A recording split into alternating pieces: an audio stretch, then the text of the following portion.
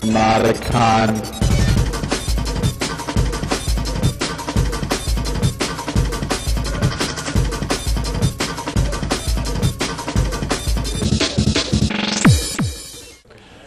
Late hour, thank you for being here. Let me tell you a little bit about what I'm going to talk about and how we're going to do it. They've allotted a 2-hour slot, which is a long time at this hour of the night. But we'll do maybe an hour. We'll see how the Q&A is. And it's up to you whether you want to take any particular piece or part of what I'm going to talk about and explore it more deeply or ask questions about it. I was asked to talk about creativity and the sources of creativity. I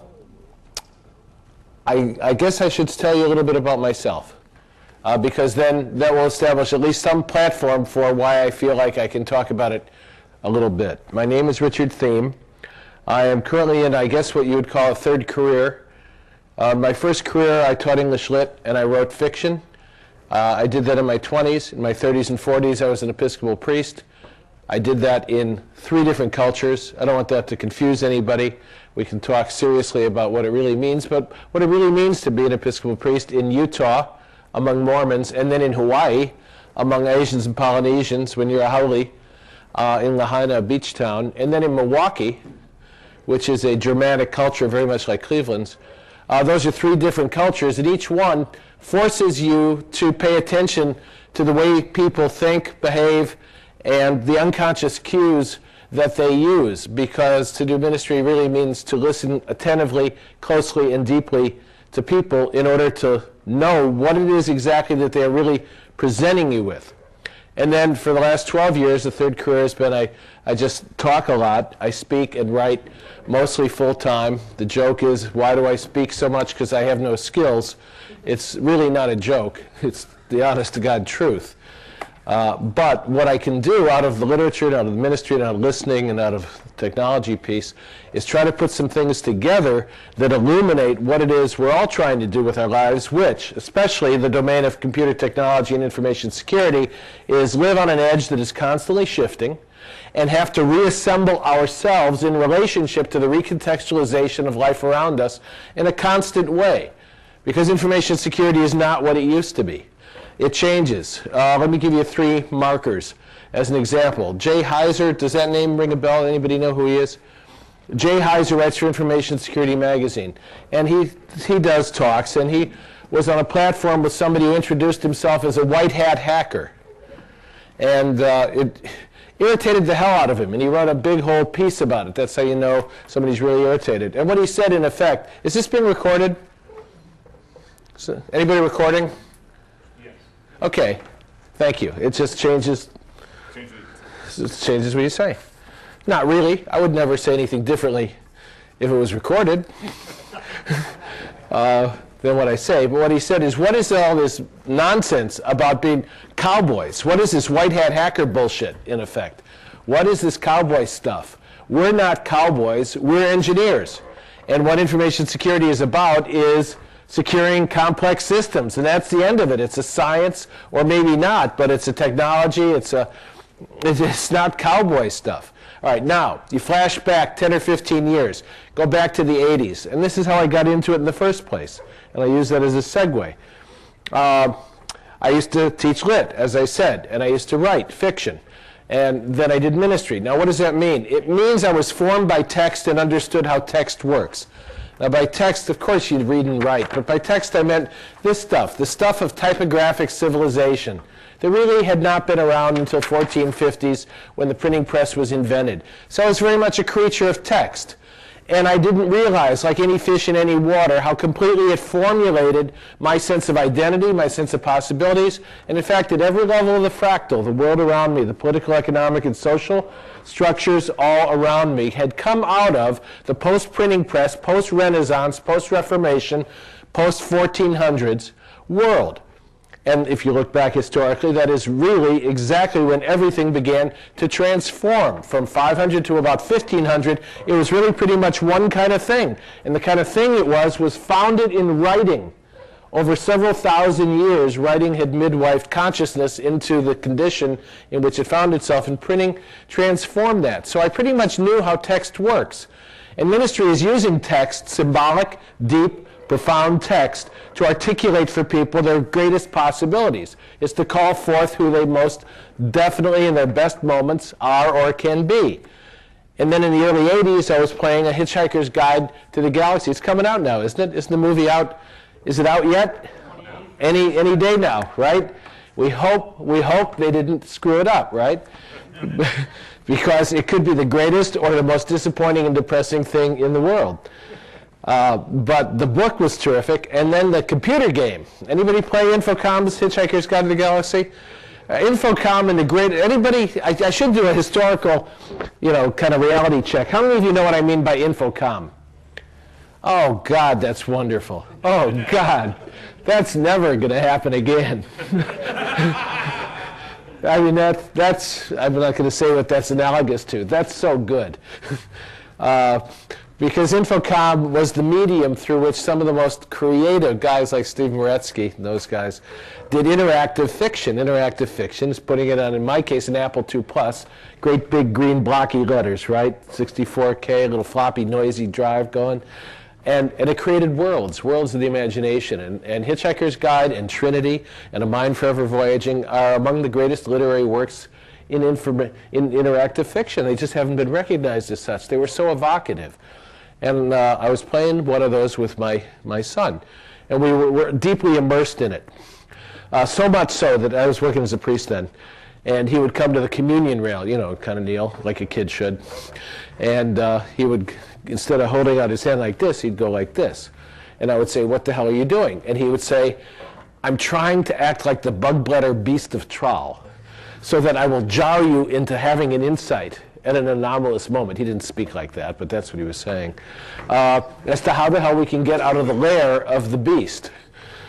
Because we didn't know yet that you had to wrap the towel around your head because the beast was so stupid that if you couldn't see it, it thought it couldn't see you.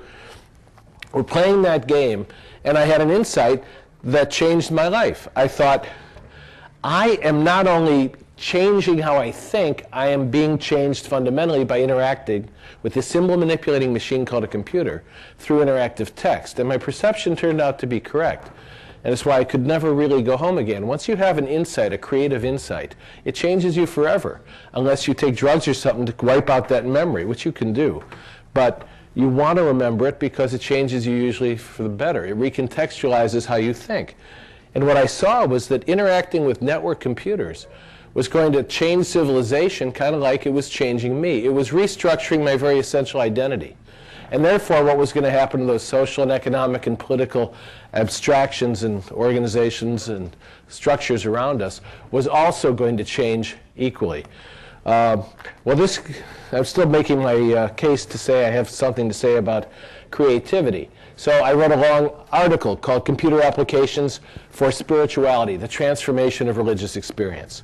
And I sent it to the biggest theological journal we had in the Episcopal Church, Anglican Theological Review. They sent it back with notes in the margins. Not just notes, nasty notes. I mean, only religious people can get nasty like this, right? Because they think they're right. And it said things like, "Who the hell does he think he is?" And "God forbid," and "perish the thought," and just sent it back and said, "This is ridiculous." 5 years later, that same journal had a new editor. I sent the same thing back to them, and this time I got a glowing letter from the new editor saying, "This is so cutting edge and far-seeing. We're privileged to print this." I laughed, of course, because anyone in computing knew it was hopelessly out of date.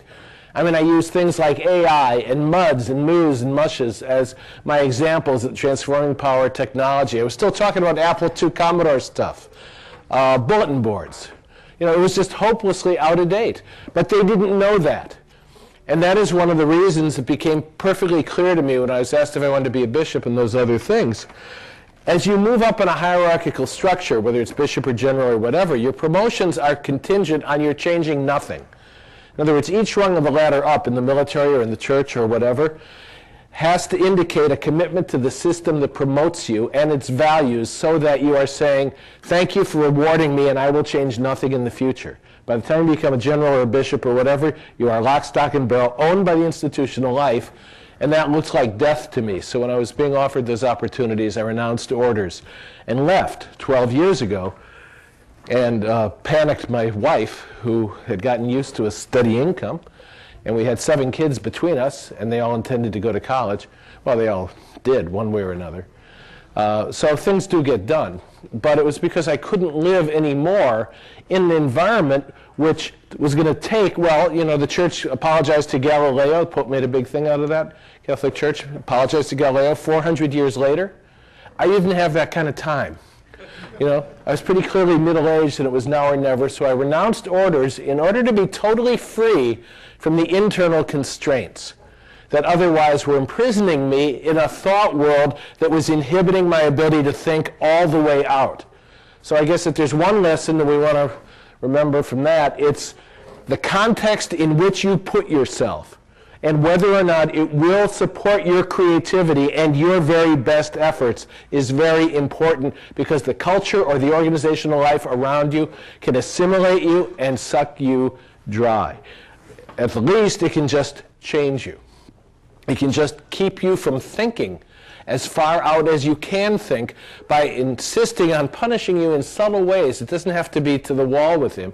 It just has to be little things that keep you from doing your very, very best, or even being idiosyncratic, different, and willing to explore new opportunities. I'll give you an example. I once did some work for a bank, and this guy came to me after the workshop or whatever it was.